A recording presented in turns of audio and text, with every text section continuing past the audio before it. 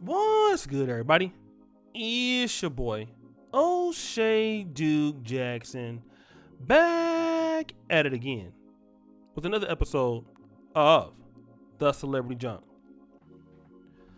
Guys, I want to talk about something a little bit more serious today, and that is the conversation that I've seen many brothers in the manosphere talking about with regards to high value black men. That was kind of kicked off by Kevin Samuels in this community. Black men who've been dating, interracial. I've heard conversations about that. And typically, African American men who have studied at predominantly white institutions are, have used their particular skill sets to get into greater America and get more opportunities. They found more dating opportunities, and sisters still like these guys. Black women, just like any other group of women, will like men at the top, right? If you are an athlete, if you are an entertainer, if you are a highly skilled professional worker, lawyer, doctor, dentist, those men represent status and stability in society. And women are going to be always attracted to such men. However, those men have a lot of opportunity, so the competition is fierce. And I talked about this situation because Kevin Samuels doesn't consider athletes or entertainers high value, but D'Angelo Russell, who's an African American, is dating a very beautiful Caucasian model by the name of Laura. He is still highly sought after because he makes like $28 million a year. Here's the other part of the story that I want to talk about that I don't believe many black men are discussing. What about the black man who is a workaholic? And I'm mentioning this because I was listening to Pastor Thaddeus Matthews talk about this, and I've mentioned it in certain terms, but I want to go into great detail about it today. Because a lot of sisters, in my opinion, I don't really believe that they're honestly ready to deal with an African American man that is very, very serious about his work. Okay? And I'm going to say that because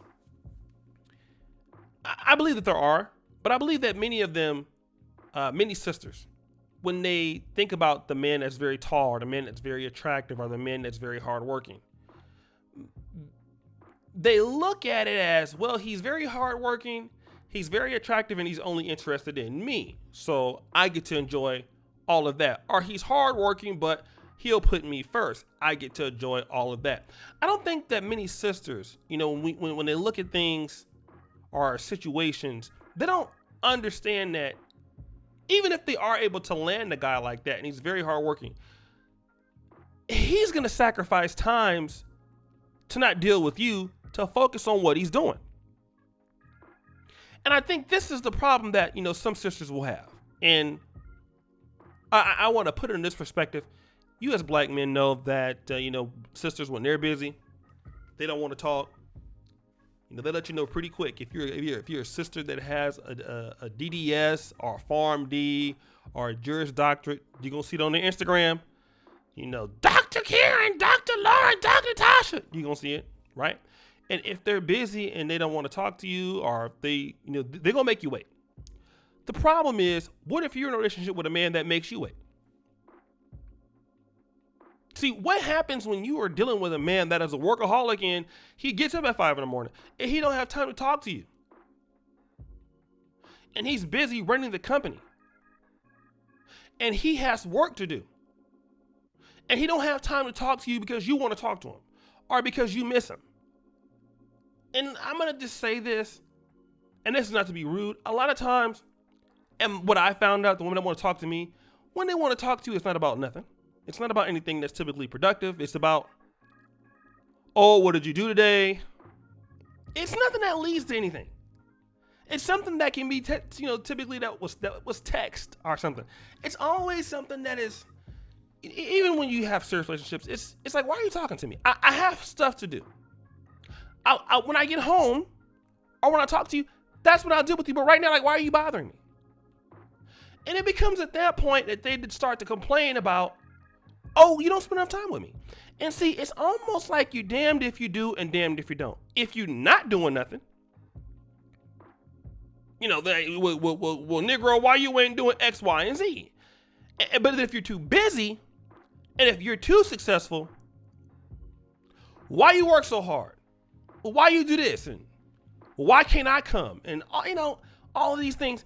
And I'm going to say something that's, maybe a little bit pejorative for some people out there and some of the sisters. I think that so many sisters have been dealing with guys in our community for so long. Men that are not successfully oriented. Because a lot of our guys have really gotten a bad rap for not being, motivated, or not being career oriented, or not having a certain level of self-agency that will take them to certain levels of their personal career, be it academic, be it in an entrepreneurial fashion, be it even in the corporate world. Like shout out to Brother Gabe A on the Hall of Game. All of these men that I deal with on our weekend show, we talk about these things in great detail. Okay. And once I think black women start to personally achieve themselves, if you're in black cities, you have to be, in Atlanta or DC, you'd have to see guys who are high achieving, but many sisters will find themselves, because of maybe lack of opportunity to get to those guys because of, personal appearance or personal attitudes or having children, something like that. They will deal with guys that tend to be less focused than them or have less direction. But that might be a guy that she's more physically attracted to. And a lot of sisters can make great exception for what a man looks like. But that man will not be able to match, a lot of times her intellectual skill set, will not be able to, push, or will not be able to meet or supersede her personal work determination, her everyday motivation to be successful. And then once they finally get to a guy that doesn't need them, and I think a lot of sisters are in compromising relationships where they're dealing with an African-American man in which they need him, or the man needs her. The man is almost like a son husband, if you will. He needs her for a lot of different things, and some women like to feel needed. But when you're dealing with a man who doesn't need your money, dealing with a man who you say you want a real man like this, that is busy doing his own life, his own things are more important to him, she also has a problem with that. And it's not an issue when we talk about her because she had her life going before she met him, and that's clearly going to be defined when you meet her. I'm doing this, I'm doing this, I'm doing that. But the big problem is that you better not, how dare you, have your life clearly defined before you meet her. You're supposed to stop what you're doing because she wants to talk to you. And I've talked about that in great detail on the channel. And the reality is that many sisters want a black man to accept their highly successful work ethic, but have a hard time submitting to the fact that a man that has built himself up on his own self-agency, his own recognizance, is not necessarily going to bend himself for you. Because, I'm a guy that works like a dog. I have a lot of people depending on me.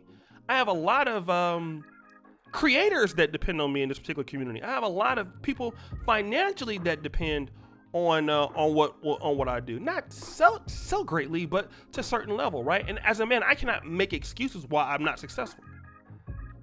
There are things that I have to do to be successful.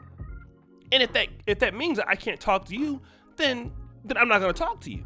You're not greater than what my overall gain is. I'm not going to stop my life for somebody like you, which is not necessarily a bad thing. But one of the things is that, you can come and go, but the things I need to do, the relationships I need to sustain myself and feed myself, that's going to take priority over you. It's primary. You will be tertiary or quaternary at best. And see, when a man can say that, a lot of sisters that come from our community don't think that our man can talk like that. And the reality is you're going to see more African-American men who are hard workers, who are going to set the boundaries that I am a productive black man. I am trying to compete with the world. You know, if you guys see my, edits as of late, shout out to the Brain Gang Entertainment. That's what I call my edit team. We are trying to be good at what we do. We're taking things to the next level. We want to really be good and take pride in our work. We work our ass off to do what we do on this channel. And you're going to see a lot of African American men doing that, and a lot of sisters just can't, for the life of me, I think they have somewhat of they take umbrage with that. Not saying all, but they're just not used to black men doing stuff on this level. And I'm going to tell you that you're going to see more of that. A black man that's going to do his thing, he's going to be doing this thing whether you like it or not. It's just the reality of it.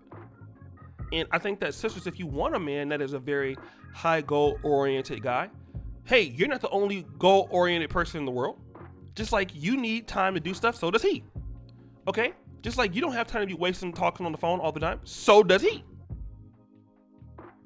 So guys, what do you think? It's your boy, O'Shea Duke Jackson, back at it again with another episode of The Celebrity Junk. I really appreciate you for all that you do. Subscribe with the bell, check out the first comment at the top, check out the Black Men Perfect t-shirts. And as you know, the buffoonery remains at an all-time high. I'm out.